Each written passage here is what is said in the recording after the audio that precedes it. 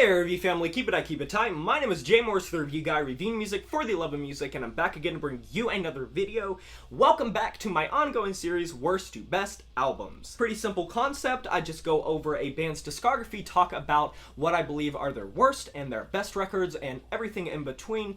Obviously, I always want to know what records you guys like from these bands, so be sure to let me know down in the comment section below what your favorite records are from this band. I'm of course talking about the English band Asking Alexandria. Controversial band, has been very polarizing in the metal scene for a while, but I figured that their discography, as it's one that I am experienced with, own much of, and do enjoy the band, I thought that I would just discuss it a bit. So without further ado, let's get right into it. So coming in at number 6, I have Like a House on Fire, their most recent record. As it has simmered, I have literally, I'm disliking it more and more. The longer that time goes on, I genuinely just think that this is by far their weakest record. Their self-titled album got some bad reviews at the time solely for them changing their style so much, but looking at Like a House on Fire, it is a far cry, because this record, it takes all of the worst things about their self-titled record and turns up the camp, turns up the pretentiousness, makes the production 10 times worse, makes it a shitty arena rock band, basically a radio rock band. I like Danny's singing vocals quite a bit on this record, but the pizzazz, the aggression, not even just the heaviness. I don't care that much about the heaviness, but it's like something's missing in the lyricism. It just doesn't feel as heartfelt. It feels more cheesy and corny, and I feel like most of what I said can be established in the review that I did of this record, so check that out. I'll probably put it in the end screen. At number 5, I'm putting Reckless and Relentless.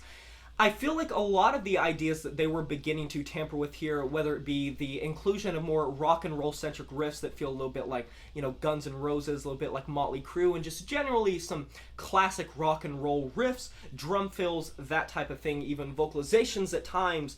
I feel like everything that they did here was just done better on From Death to Destiny, and this was kind of that sound in its infancy, where they were in the crossroads between their very first record, Stand Up and Scream, which was much more just metalcore, post-hardcore, pretty straightforward, kind of scene-oriented. This felt like they were kind of hitting a crossroads, a turning point in their sound, where they were trying to include these other influences, but I feel like it doesn't pan out a lot. Now, I know in retrospect, a lot of people really enjoy Reckless and Relentless, and certainly it has its spot in their discography, and it's super solid in its own right. I just think it really does land itself at the bottom of the list solely because the dynamics weren't really there, and it felt like a lot of the same riff writing that was on Stand Up and Scream, just worse with the inclusions of the weaker versions of what would later be on From Death to Destiny. At number 4, I have their 2017 self-titled album.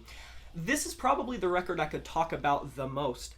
I don't mind this record at all. There are some really good moments on this track listing. There are some cringy moments like the Bing X feature, I believe his name is. But tracks like Room 138 and Rise Up are so fucking good. Alone in a Room, Where Did It Go, Hopelessly Hopeful, these are all really good tracks, and you even have some dynamic moments like Vultures.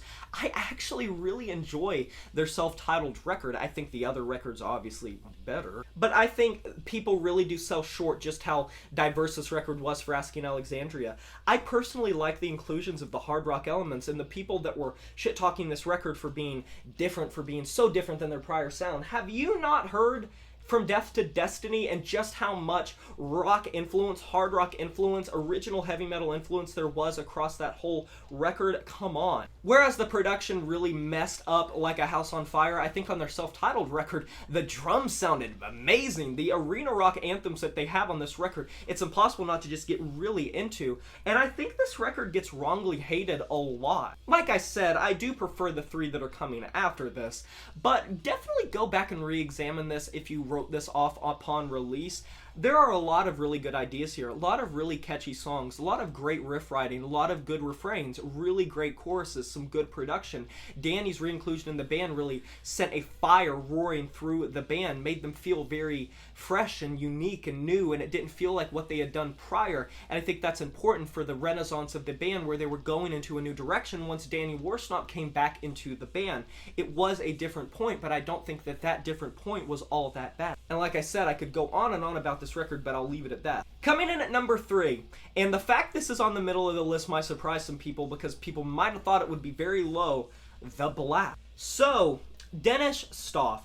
This was an odd time period for Asking Alexandria. This is when there was the fallout with the band, there was some drama. This is when Danny Worsnop wanted out of the band. It's when he was doing more stuff with We Are Harlot, his kind of hard rock supergroup, and Dennis Stoff took over. It was a different change in what they looked like. He was like this little skinny, kind of garky looking dude, whereas, you know, Danny Worsnop, big, he's looks like a man. Now, he wasn't always, if you look at the original material, but it was very odd of a image change. But Dennis kicked ass on this record. I don't care what you think about him as a vocalist, or like how you think that he's done his past projects, or the fact he's been involved with so many projects and they usually fall through. This kid was so good at embodying classic Danny. When he was performing the old music that Asking Alexandria had on Stand Up and Scream, and when he was performing the tracks from The Black, he had such a dynamic range. I still to this day believe that he has a better range than Danny. He goes low, he goes high, he has amazing screams, amazing growls. The layers on this record are just fantastic, and I really do enjoy a lot of the songwriting. It feels true to the formula of the emotional poignant songwriting that had done before, just sometimes not even as cringy and corny as their previous records. I think this was an era of the band that I would have been curious to see where it would have gone in the future, because I feel like this was really a nice comeback that showed that the band could exist without Danny. And of course, I am very happy that Danny's back in the band. I think that he is a very good frontman, but it just makes me wonder what this would have been like, what the band would have been like in 2020 if Dennis would have stayed with the band and Danny would have never come back. They had an energy. Ben and Dennis worked fantastically together, just like Ben Bruce and Danny Worsnop have a lot of artistic chemistry between each other. I liked Dennis, I really did. I'm not the biggest fan of his other projects, but as an Asking Alexandria frontman, he had some great energy. Tracks like Let It Sleep, The Black, and I Won't Give In are fantastic examples. It has one of my favorite songs from Asking Alexandria, which is the solo done by Ben Bruce, Gone. And yeah, another record I think is kind of underrated in their discography. I also think that the electronicore elements, the electronic elements in general that was incorporated on prior releases was just done the best it was ever done on The Black. Some of the glitches just sound fantastic, and I really wish they would have taken heed from that either in the past or in the present and done more with that. It sounds great on this record. Coming in at number 2, Stand Up and Scream, the 2009 record from the band, their very first. This is when they were scene kids, and they were having so much fun. Look at this track listing and tell me that there aren't so many bangers that slap and still hold up. Yes, are the lyrics cringy and stupid at sometimes, just scream metalcore scene kid culture, but these are just some fun tunes. I was once possibly maybe a cowboy king, a prophecy, if you can't ride 2 horses at once, get out of the circus, a candlelit dinner with Inamorta. The final episode, most iconic Asking Alexandria song, and you can fight me on that. I'm more of a prophecy person, but, you know, apples and oranges. Stand Up and Scream had a young, exuberant energy that Asking Alexandria has never been able to replicate, not even on Reckless and Relentless.